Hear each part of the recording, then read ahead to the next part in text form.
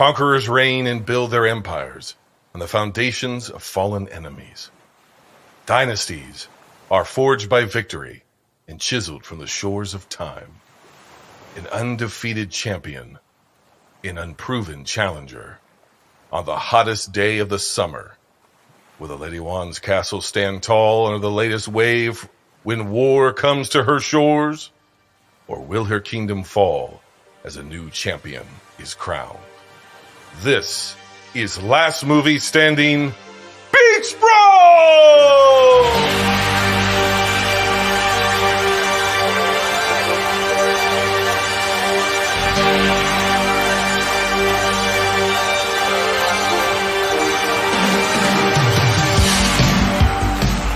First, the challenger, hailing from middle-class California, making his Last Movie Standing debut, his only god, Paul Thomas Anderson. He is a Rapa Nui denier, the West Coast wrecking machine, Pete from middle-class film class. Everything you've heard is true. He denies the existence of the island of Rapa Nui. Rapa Hui? Rapa what? Now, the champion. She is the Beast Slayer, the conqueror of conquerors, the killer of classics, the showstopper, the main event, the goat of all goats, and the most outstanding performer in the history of film debate. Ladies and gentlemen, your reigning, defending, undisputed, in God mode herself, the Lady-Wan!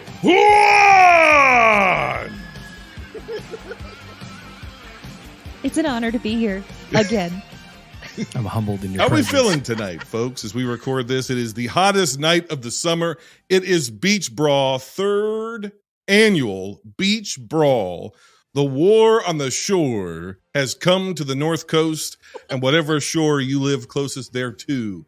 If you're at Indiana Beach, the war is there. If you are in San Diego or Sacramento, wherever the fuck Pete's from, the war is there. If you are in the Gulf Coast of Florida, the war is there. If you're at a state or national park somewhere in the middle of the country that is completely landlocked, it is suddenly becoming a beach around you, and the war is there. It is Beach Brawl. How are we feeling tonight? Toasty. Oh, I am ready. I am ready. You are dressed for the beach, Pete. I want to know, now you have something there, an accoutrement, if you will, that our listeners will not be able to see, but our patrons will be able to see. Some game time with the shades go on. Game time. It is VHS Summer 3, and you are rocking VHS shades. That's right. Total reflectors. You look like you're straight out of the movie Thrashing with a little less incest. It's a wonderful thing. Just a little. Just a little less incest. Now, your lover is not your sister, correct? No, that is incorrect. That is incorrect. My sister has been confused as my lover. That is uncomfortable. Yes. Very uncomfortable a couple times. Yeah. Are you biologically related? We just got the ancestry results back, and there is zero match. So success. So green light. Yeah. Josh Brolin would be proud. Now I have to check in with the challenge with the champion. I have to check in with the champion. Yeah. Lady-Wan, you are the longest reigning Last Movie Standing champion in the history of this game, in the history of this great sport. Yeah. Are you nervous tonight? Because we have by far the most unknown quantity, both in movies and in competitors, the history of this game. Pete is a wild card, and quite frankly, this is a wild card list. Yeah. I'm nervous, but like I live here, so this is the state I live in, and it's just you live in Last Movie Standing. Is that what you're saying? I live in Last Movie Standing anxiety. That's where I live, and it is damn near constant. There's only a moment of joy that I get when I win, and then I'm like, God damn it, I have to do this shit all over again. And it is constant anxiety. So I live here. So I am as I always am. There's an old saying, heavy is the head that wears the crown. Mm-hmm. And we are about to crown. We can't quite call it king. Some people have said calling it Beach Lord or Lord of the Beach. But originally, it was the winner of Beach Brawl became King of the Beach. But you have won it so handedly last couple of times that now it's your art. What do you want to be called? Do you want to call it Lady of the Beach, Beach Lady, Queen of the Beach, Beach Queen? You know, I feel like Beach Babe is gender neutral. Men can be babes, and I would like to throw in Beach Babe as a possible title. Okay, Beach Babe. It is, as long as Pete agrees, because Pete, if you win this, you will be known for 1 whole year as the Beach Babe of Binge Movies. You know what? Dude is a gender neutral term. We all know that. So is Binge Lord. Gender neutral. Babe is slept on. Babe is gender neutral also. Yeah. Oh, yeah. So, yeah, let's do it. All right. Now, as part of that prerequisite, if you become Beach Babe, you do have to wear a banana hammock for the next 365 days. Okay, business as usual. Got it. Yeah, there we go. All right. Yeah. It's a tea back too. Business in the front, party in the back. I like the whale tail up high on the hips. Yes, yes. The mullet of underwear. Yeah, it goes with the shades though. Honestly, if there was a photo of you whole hogging it in Plum Smugglers with your ass hanging out, completely greased up in baby oil somewhere in California with those shades and that hat backwards, it would fit. And I'm not saying you have to do it if you win, but you don't not have to do it. Okay, that's fair. All right. Now, before we get to the actual challenge itself, which I barely remember every time we do this and have to be corrected by the Lady-Wan because only she knows the rules of the game I created. It's time for First Cut.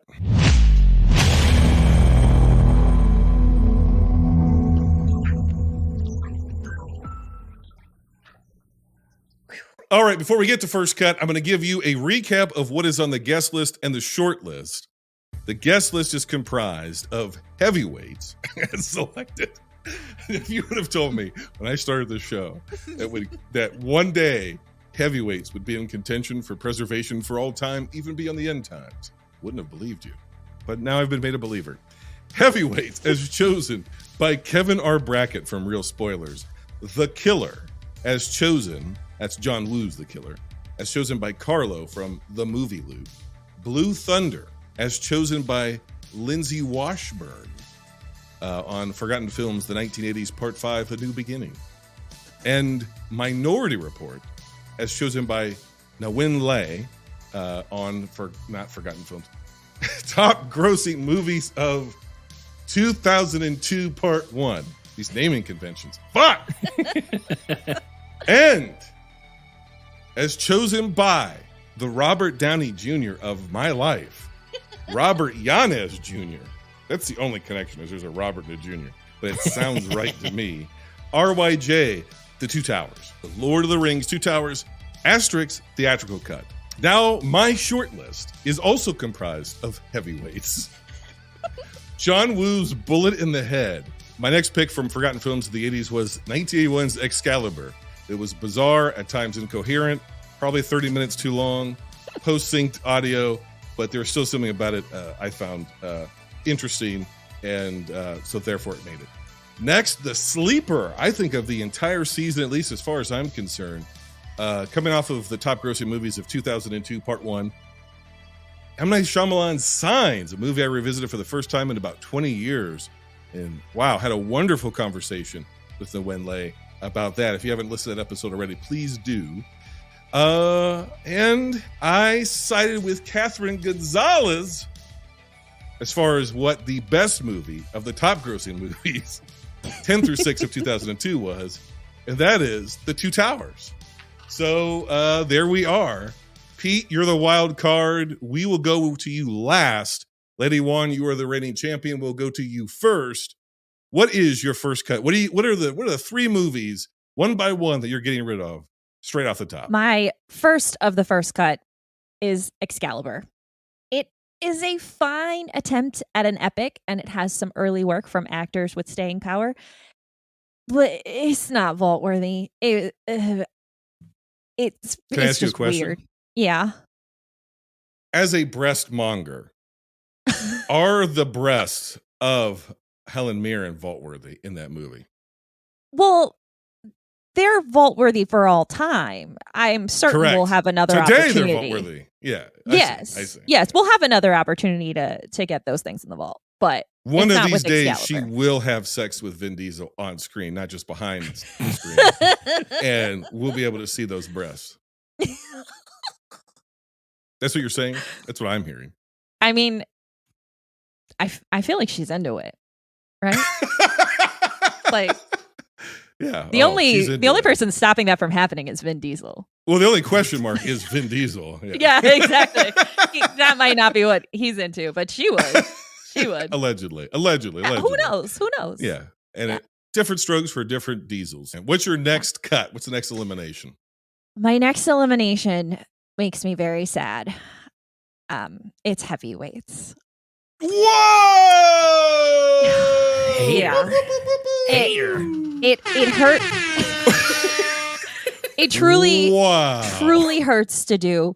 It is a nostalgic, feel-good camp romp that I still laugh out loud when I'm watching. But if we're building people's canon of films, I can't, bet on that horse. I can't. Fair to say your favorite movie of all time? Probably my favorite Kenan Thompson performance of all time. La La Land, Surf Ninjas, Heavyweights. That's the three that constantly revolves. I mean, those are great timeless stories. And you just said She-Devil in a close fourth. You just said, I've had enough of obese children on my screen. Be gone with you. I'm so sad to do it. Their parents sent them to fat camp. You sent them to a different kind of camp, and they're not coming back. Don't put that on me. It's not fair. They're not coming back. Hey, remember when they make you think that Stiller killed Goldberg? And his bunk is completely stripped? Yeah. All those kids are dead. You Voorheesed all the fattest kids at fat camp. Goodbye, heavyweights, according to Lady-Wan. There's still a chance it can be saved by wild card. The West Coast wrecker himself, Pete, the main banana of the banana split that is middle class film class, who will possibly be wearing a banana hammock in the not too distant future. God willing. All right, your next elimination from my short list. Cut it deep, Lady-Wan. Yeah. I'm eliminating Signs. Whoa, Ooh. no! I know. No! I know. No! It feels wrong. I had never seen this before. I thought I had seen it because I lived in the world, but I just knew stuff about it. Yeah. No, I'd never seen it before, and it's so good. It is. It's really good. So you've got 30 seconds to go watch this movie real quick before we eliminate it. But it might be the best M. Night Shyamalan movie. It's so good. And again, goddamn Mel Gibson. I know. Dude, he's so fucking good. It makes me so angry. It was great. But I can't. You and I have lamented that at length of why is all this know. talent in this miserable evil person? Why can't this very talented person also be a decent person? Why can't he just get help? That's the other thing. Why get can't help, this man man. just get help? It's Hollywood. You will be forgiven. Get help. Just get help. Yes. Because he has serious issues, legitimately. Yeah. You got to want the help first. Yeah. That's true. Yeah. Not that we're going to go super heavy, but it's like, fuck. Like you and I talked about it. This should be his victory lap. Like the last 20 years should have been Mel's victory lap, where it's like he should have been in Fury Road. It should have been old Max. It should have been, he should be directing movies that are making a shit ton of money. He should be doing cameos. We should all be excited about a de-aged Riggs and Murtaugh for Lethal Weapon, and at least for the first 20 minutes. And he fucked it all away by just being a cancerous, deeply addicted, mentally ill person. Yeah. And a racist. It's horrible. Well, his magnum opus is now banished from eternity. It is. So this is where that cuts deep for real, is I don't think Shyamalan gets in now at all. I know. Because we've already got rid of Sixth Sense. Sixth Sense. Yeah. And I think this one's better than Sixth Sense. This is a classic. I think so too. I just revisited it. I didn't see it. It's a stone cold classic in my book. It's very, very gone. good, but it is not the best movie that I have on my list. So it had to go. Okay, so I can't fault you because what you have left is the godfather of basically any good action sequence you've seen in the last 40 years. And the only good trilogy that's left. One entry in the only good trilogy we have remaining. They done fucked up Star Wars. I don't count The Hobbit. They done fucked up Star Wars. They done fucked up Indiana Jones. They done fucked up Ghostbusters. They fucked it all up. Everything you've ever loved is fucked. But these these Lord of the Rings movies, it's sketchy. Okay. All right. Pete, it's your turn. What are the 3 movies you're eliminating straight off the top? Before I get my first movie, I just want to say, bring me back to Defend the Village, and it'll go in the vault. That is Shyamalan's best. I don't think Period. you can get the votes, Pete, is the problem. At me on Twitter, the real Pete. I will defend it. Okay. My first movie, we're sending to the depths of hell. John Woo's The Killer. Damn. Oh. Peace. Oh shit. Yeah, is there a reason? There is I don't know. It's fine, you know. It made some great strides and built a foundation for, action, gun fu, whatever category you want to spin that is the offshoot of John Woo. That's great. The Ford Model T was the groundwork for the cars that we have today. I don't want to drive one. It's fine. It's fine. They're spawned much better since then, and I got much better movies on this list that deserve to be preserved for all time. If you think fucking Heavyweights is better than The Killer, you're out of your goddamn. Oh no. Listen, there's an action sequence in the middle of The Killer that I was like, wow, what a finale. And then I realized this isn't the finale. This is just a random action sequence.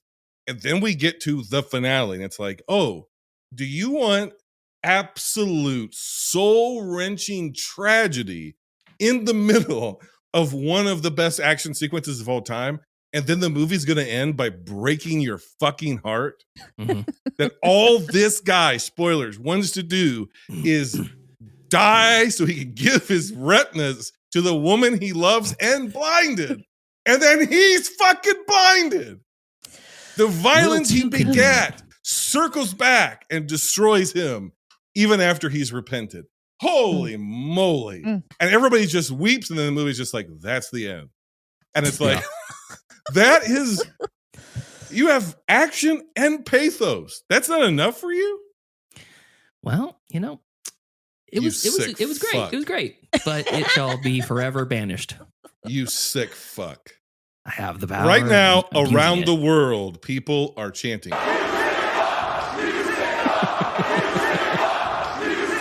Next elimination.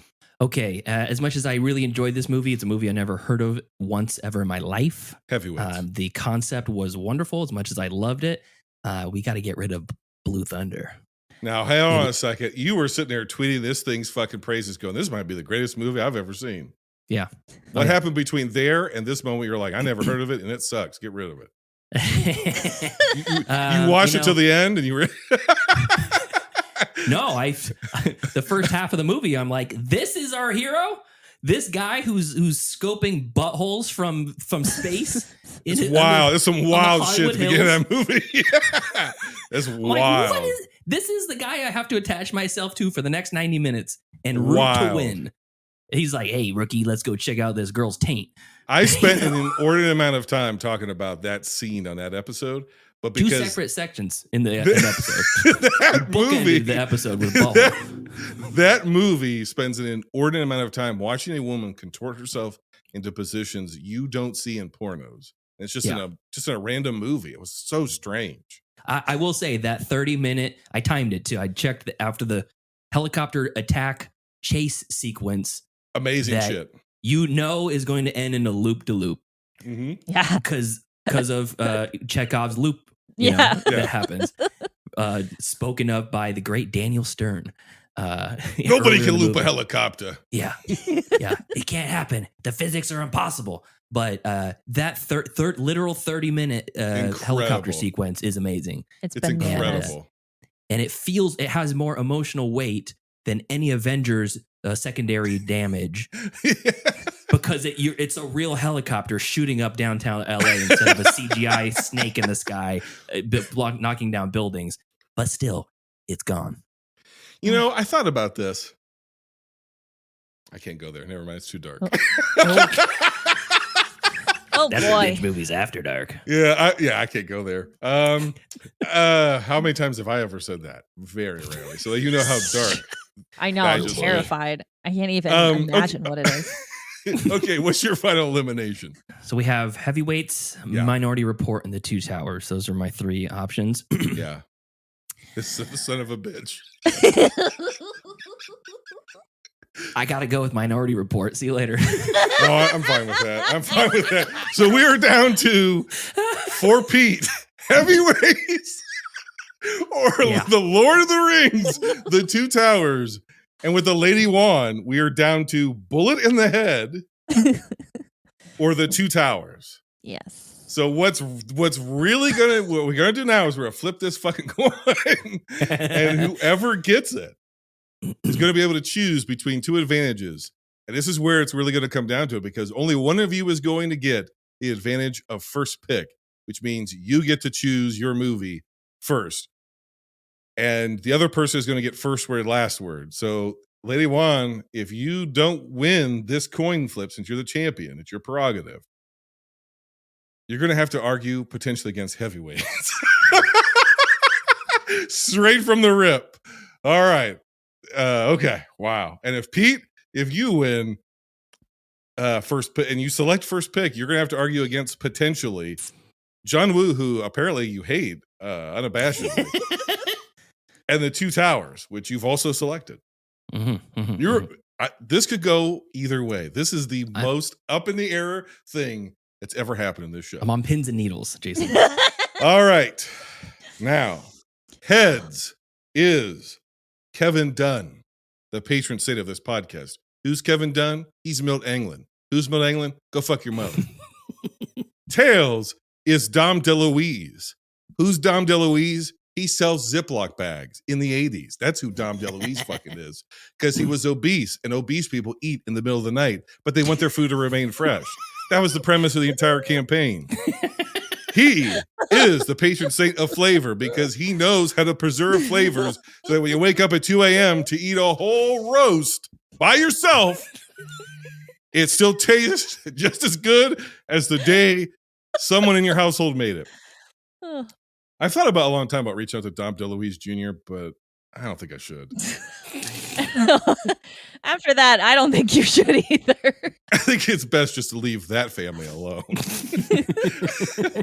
I thought, well, maybe they'll be honored by me resurrecting the career of Dom DeLuise. The DeLuise estate. Yeah, I think the DeLuise estate might send me a cease and desist. DeLuise Manor letterhead comes to you. Right now, the folks in Buena Vista, California are doing their best to create a DeLuise deepfake that will be placed over me for the sake of this show. And the estate has not been involved thus far. So, yeah, it's all public images. It's AI. Let it be. Okay. Call it in the air, Juan. Heads or tails? Or Dom or Dunn? DeLuise. You say DeLuise? Yeah. It is done. It is heads. Holy shit. Pete is in control. Which of the 2 advantages are you going to choose? Are you going to choose first pick where you get your choice of your movie to nominate for the vault, or first word, last word, which means you get to make your argument first and you also get the last word to our audience at home and around the world? There's a lot of, there's endless choices here. Well, there's two. There's two choices. I think I got to go with the first pick, last pick. I think so. Although I do have a compelling argument for my backup. You're going to go first word, last word? No, first pick. Oh, first. You said first pick, last pick. Okay. Oh, my bad. First I want pick. last pick too. I just to want to pick be able the to color of my automatically banana put my hammock. movie into the vault. Okay, so you're going to go first pick, which means Lady-Wan, you get first word, last word, which means Pete, as I wind the clock, we're old timey here. I want to know what your selection is. What is the movie you will be defending in Last Movie Standing? The movie I will be selecting is The Great Two Towers. My beloved Two Towers. The movie I've probably seen more than any this decade. And Heavyweights goes right into the garbage bin of history. So sad. Oh, it's a shame. I hate to see those portly little fellas tumble down the trash chute. This isn't what I Toy wanted Story for 3 Jerry. style, every obese child of the 90s is going down into the incinerator of Pete's hot, fiery fury. Goodbye, Kenan Thompson and that kid from the Mighty Ducks. Yeah, Goldberg. Yeah. Yep. Goodbye, Goldberg. Actually, there's like 3 kids from Mighty Ducks. So Yeah. goodbye goodbye a quarter of the Mighty Ducks. There's no quack back now. Emilio can't save you in hell. All right. Lady-Wan. Yes. That means you get first word, last word. Yep. Opening argument. You cannot select the Two Towers, Correct. which means you have to defend John Woo's Bullet in the Head. I'd be delighted. You have 90 seconds on the clock for opening arguments uninterrupted. Are you ready? Yes, sir. All right. 90 seconds on the clock. Go. Bullet in the Head may be John Woo's greatest film accomplishment, and the impact John Woo has made on cinema cannot be underestimated. In the late 1980s and early 90s, John Woo reinvented Hong Kong cinema. He pioneered the heroic bloodshed films and the gun fu genre in Hong Kong before working in Hollywood.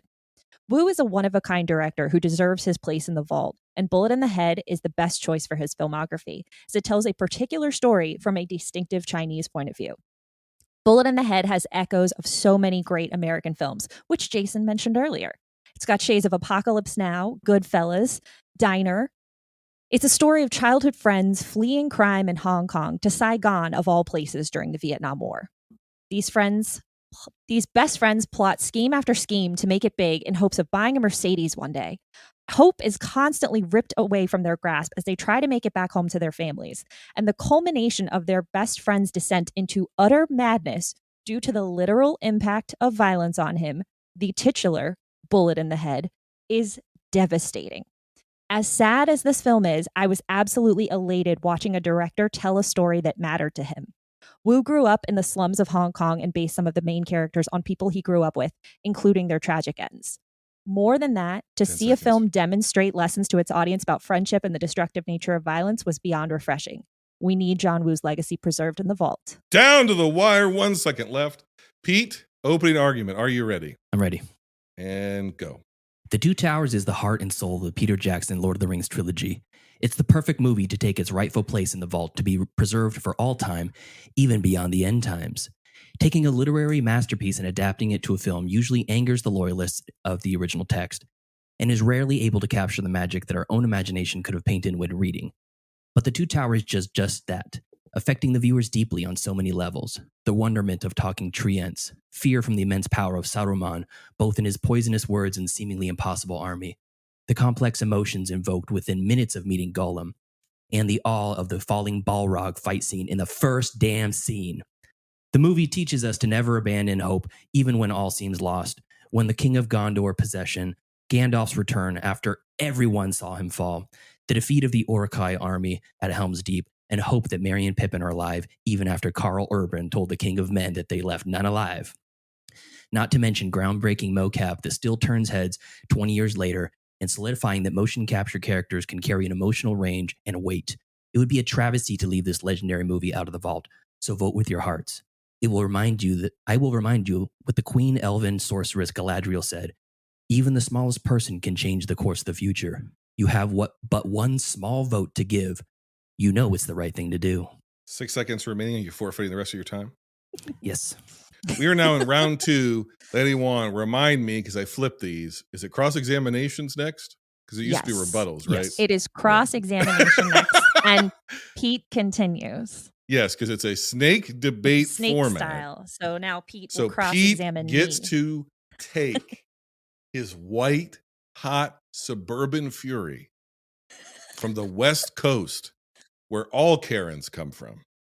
Yes. And he gets to shine that Karen energy that he carries so well right down on the sunshine of the Sunshine City of the Sunshine State, the Lady-Wan.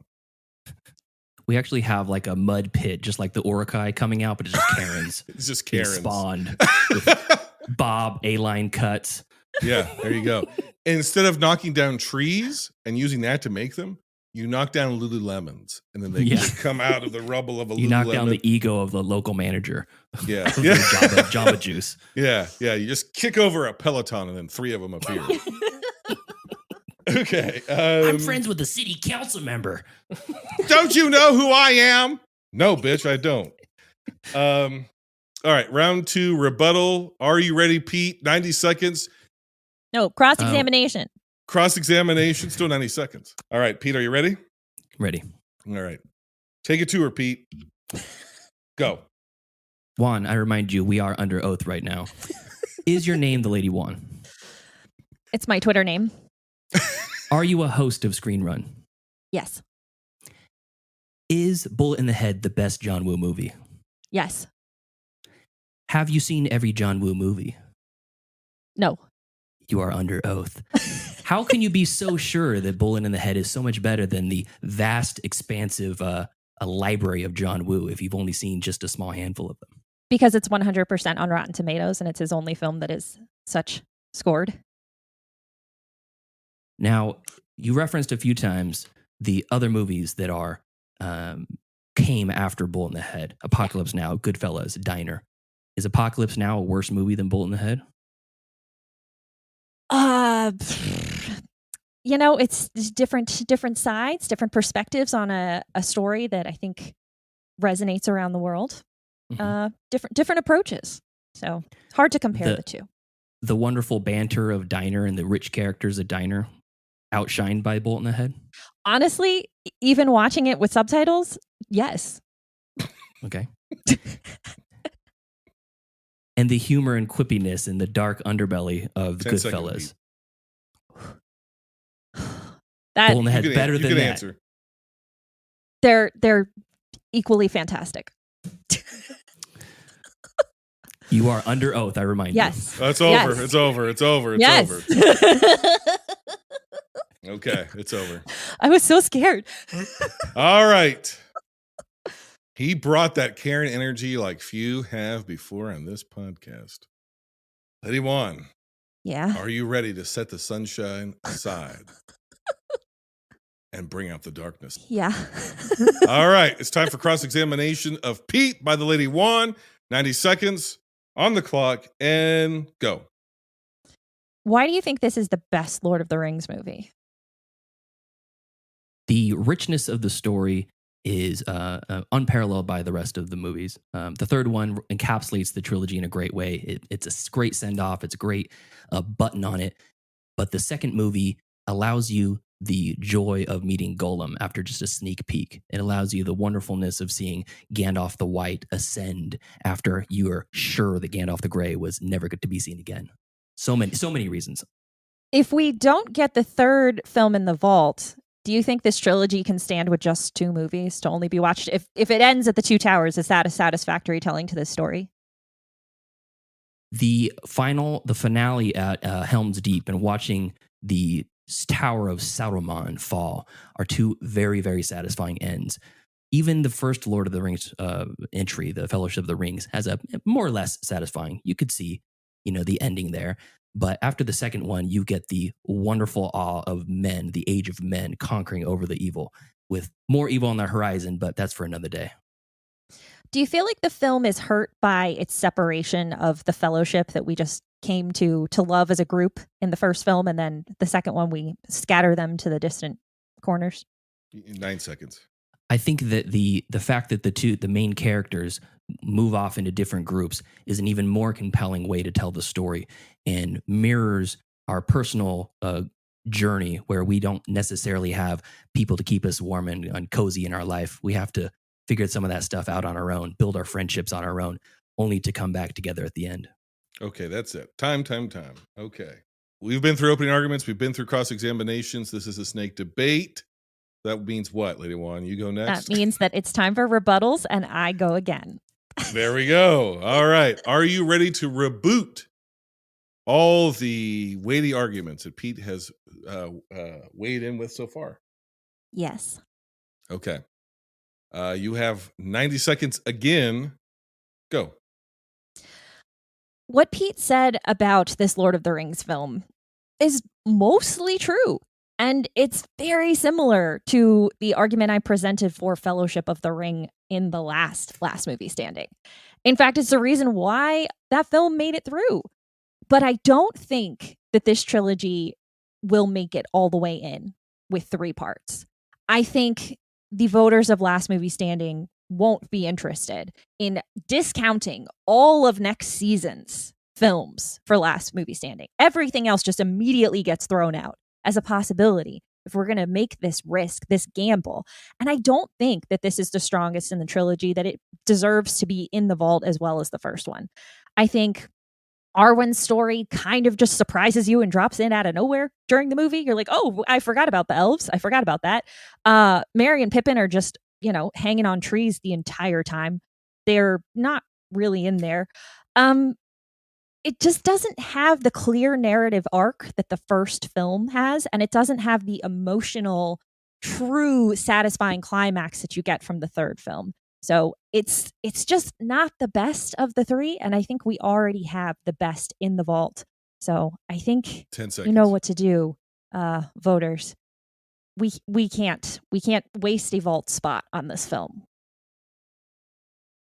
And time. All right, Pete, are you ready? Sure. And let's do it. Go.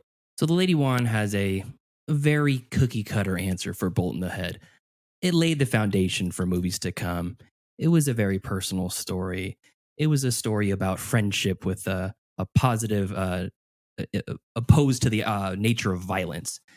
I would argue that those same stories and those same positive messages can apply to the Two Towers and then some.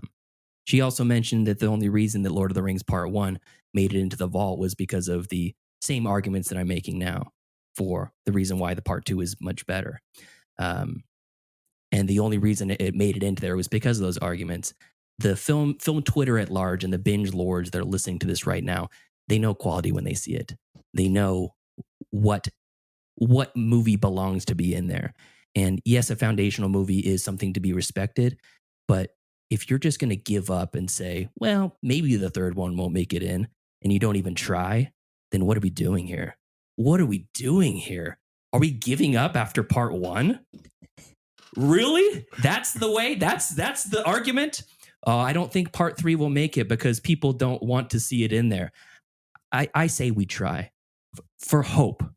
For Frodo. 10 seconds. For all the fallen soldiers at Helm's Deep. The ones that have seen far too winters or far too few. We try to get that perfect trilogy. The done. You're done. You're done. I'm cutting you off. You're done. We are down to closing arguments, which means, Pete, you have to go first. This is only 60 seconds. Let me unwind the clock. This is, you make a direct appeal to the audience. Try to sum it all up. Why is your movie the most worthy film between these 2 films? Be our next entry into the vault. Okay? All right. 60 seconds on the clock and go. I've appealed to your emotions, but let's do by the numbers. It's number 14 on IMDb's highest rated movies of all time as of this recording. An American studio shot in New Zealand, featuring an international cast recognized for its achievements around the world. It's truly an international movie. What could be better film to be added to the vault? It's hard to even think. Past movies binged, future movies binged, and definitely nothing in this batch comes close. Number 14 rated of all time on IMDb. There's not even a movie on the vault that's higher than that list. Oh wait, there is one. Fellowship of the Ring, the solid foundation on which the Two Towers is built. What better way to honor the sanctity of the vault than to enrich what's already within it? We owe it to our human-like creatures that populate this world dozens of decades from now to fill this vault with the greatest our time had to offer.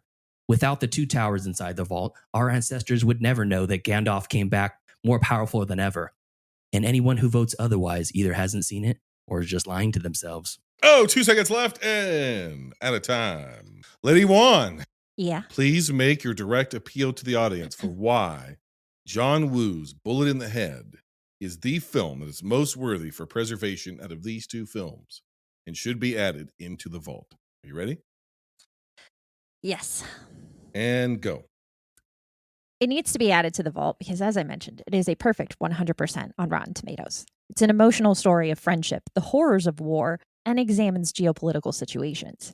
This movie has dynamite hidden in cigars. As somebody who has spent more than enough time reviewing the films of John Carpenter, I found this John and his work to be beyond refreshing as he tells stories with heart and devastation. His characters are deep while flawed, but build real relationships that you feel the weight of throughout the films. You feel the passion he has for storytelling in his films.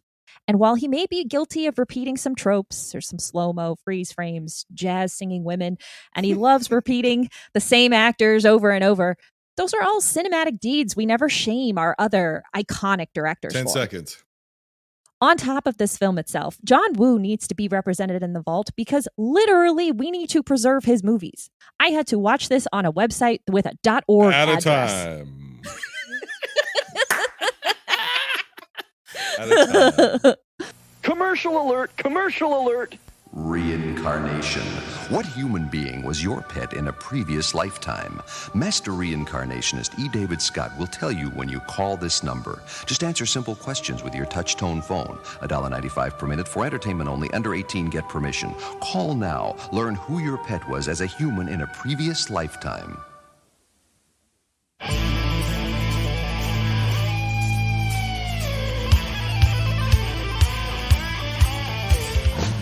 This is Jason from Binge Movies coming to you live from the Beach Brawl Control Center in sunny tropical Akron, Ohio. I'm here to announce to you a brand new voting system for Last Movie Standing, starting this week with Beach Brawl. Normally we put a poll up on Twitter, and we allow anybody in the world to vote on who they believe won the debate and what movie is most worthy of preservation for all time, even beyond the end times. We are still going to continue that trend, but from now on, Twitter votes will only count for one vote, whereas listeners, who are also patrons, will count as 2 votes, and our elite patrons, their vote will count as 3 votes. So once again, the poll will go up on Twitter, at Binge Movies.